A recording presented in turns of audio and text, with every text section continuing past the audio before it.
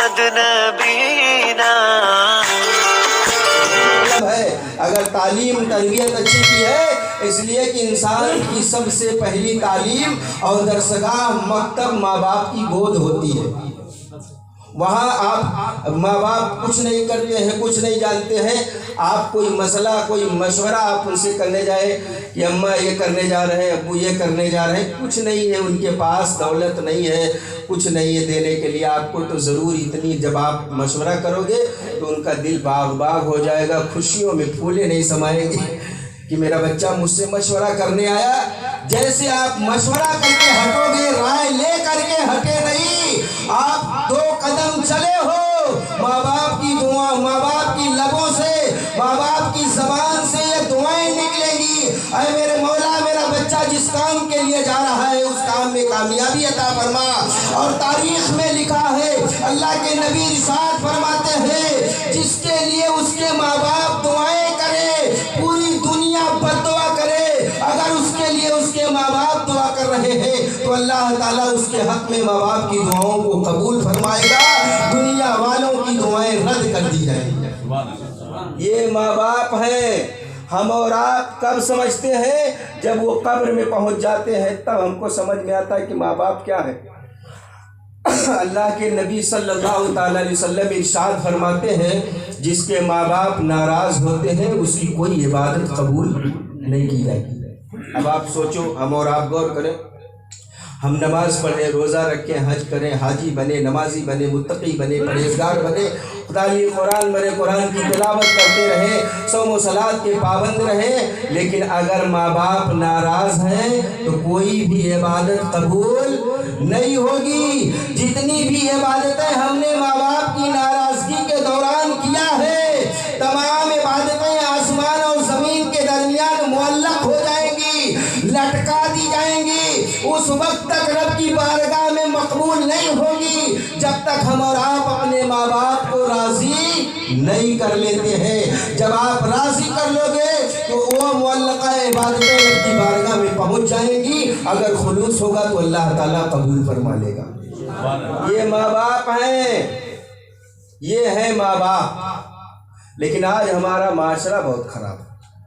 اللہ کے نبی ارشاد فرماتے ہیں، بہت غور سے سنیں، حدیث پاک میں ہے، اللہ کے رسول صلی اللہ تعالیٰ علیہ وسلم ارشاد فرماتے ہیں کہ جس کے گھر میں ماں باپ خوشحال رہتے ہیں۔ بعض لوگوں کو دیکھا ہوگا آپ نے، گھر بہت اچھا بنا ہے، سب کچھ اچھا ہے، لیکن گھر میں پریشانی ہمیشہ رہتی ہے، لوگ پریشان رہتے ہیں، کیوں جانتے ہیں؟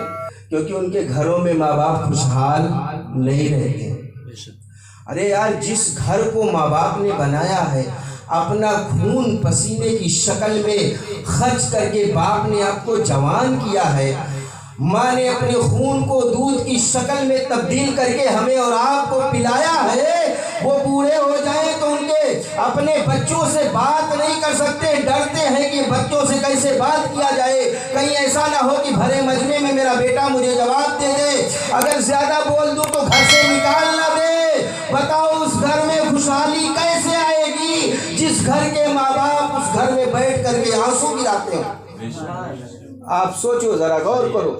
میرے آقا اپنی ماں کی اتنی عزت فرماتے تھے، آپ کو تو حقیقی ماں ملاقات نہیں ہوئی، آپ کی 6 سال تھی، آپ کی عمر پاک 6 سال تھی، آپ کی والدہ محترمہ انتقال کر گئی، حضرت بی بی آمنہ رضی اللہ تعالیٰ عنہ، آپ کی 6 سال عمر پاک تھی، انتقال کر گئی۔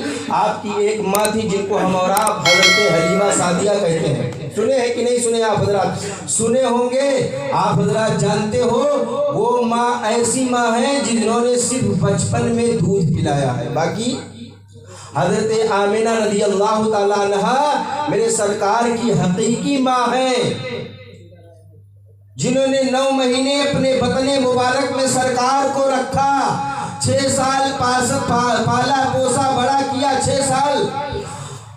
اب آپ سوچو، حضرت حلیمہ سعدیہ صرف میرے سرکار کو 2 سال دودھ پلائی تھی، جب نبی اللہ کے نبی صلی اللہ تعالیٰ علیہ وسلم کی بارگاہ میں ایک مرتبہ حضرت حلیمہ سعدیہ آتی ہیں، بہت غور سے سنیں میری بات کو، جب آتی ہیں تو میرے آقا جو کملی والی چادر ہے، ابھی آپ نے سنا ہوگا شعر میں، کملی والی چادر جو میرے آقا اپنے جسم اطہر پر چادر تطہیر رکھتے تھے، اس کو آپ نے بچھا دیا، چادر بچھا دیا۔ مسجد نبوی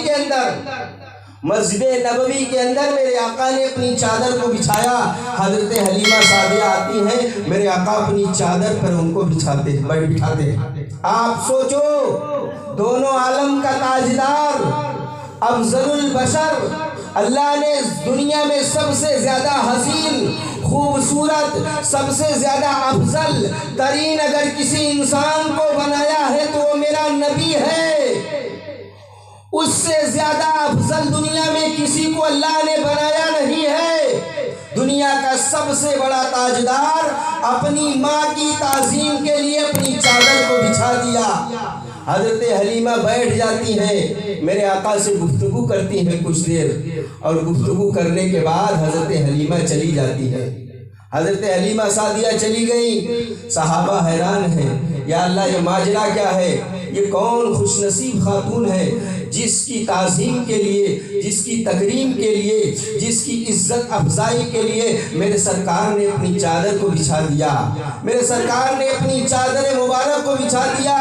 جب حضرت حلیمہ سعدیہ چلی جاتی ہیں، صحابہ عرض کرتے ہیں، یا رسول اللہ یہ کون سی خوش نصیب عورت ہے جس کی تعظیم کے لیے، جس کے استقبال کے لیے آپ نے اپنی چادر کو بچھا دیا؟ میرے آقا نے ارشاد فرمایا، ہے میرے ملت کے نوجوانوں جو اپنی جوانیوں پر فخر کر کے اپنے ماں باپ کو گھروں سے نکال رہے ہیں، اپنے ماں باپ کو تانا دے رہے ہیں، غور سے سننا، میرے آقا ارشاد فرماتے ہیں، اے میرے صحابہ یہ میری ماں حلیمہ سعدیہ ہیں جنہوں نے مجھے بچپن میں 2 سال تک دودھ پلایا تھا۔ سرکار نے حضرت حلیمہ سعدیہ کی تعظیم کر کے آنے والی امت کو یہ پیغام دے دیا کہ جب مصطفیٰ جان رحمت اپنی صرف دودھ پلانے والی ماں، منہ بولی ماں کی اتنی تعظیم کرتے ہیں تو آپ اندازہ نہیں لگا سکتے ہو کہ میرے سرکار اپنی حقیقی ماں کی کتنی تعظیم کرتے ہو، اندازہ نہیں لگا سکتے ہم اور آپ۔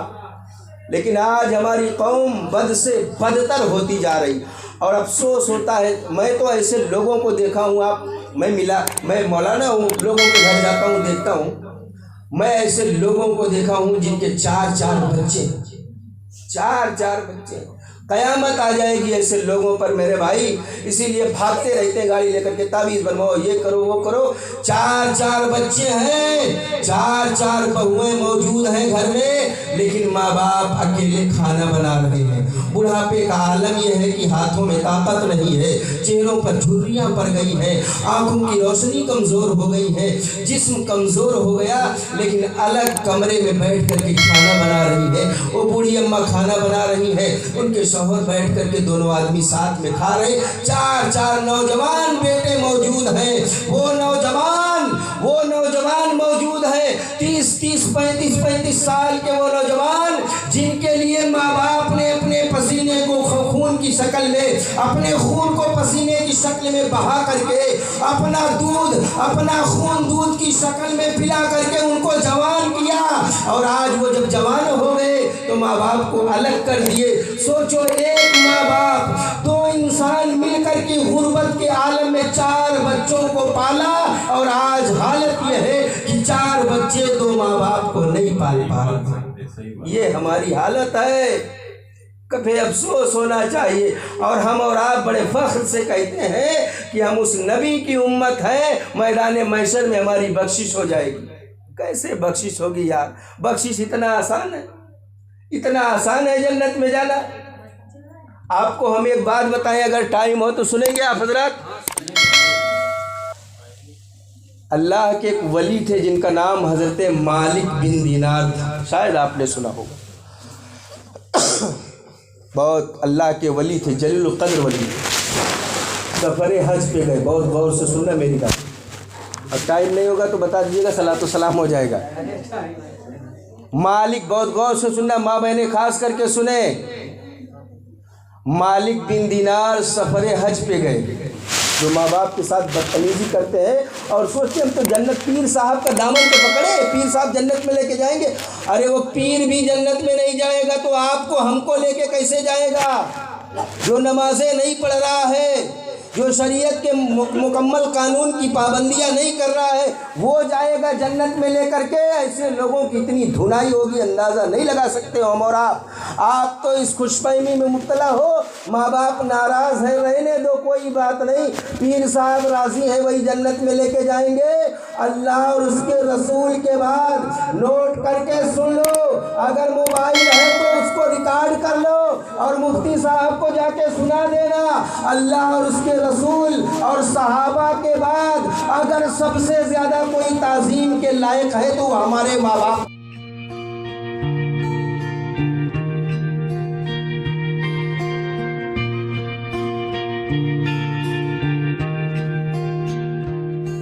میری زندگی سواری مجھ کو گلے لگا کے بیٹھا دیا فلک پہ، مجھے خاک سے اٹھا کے۔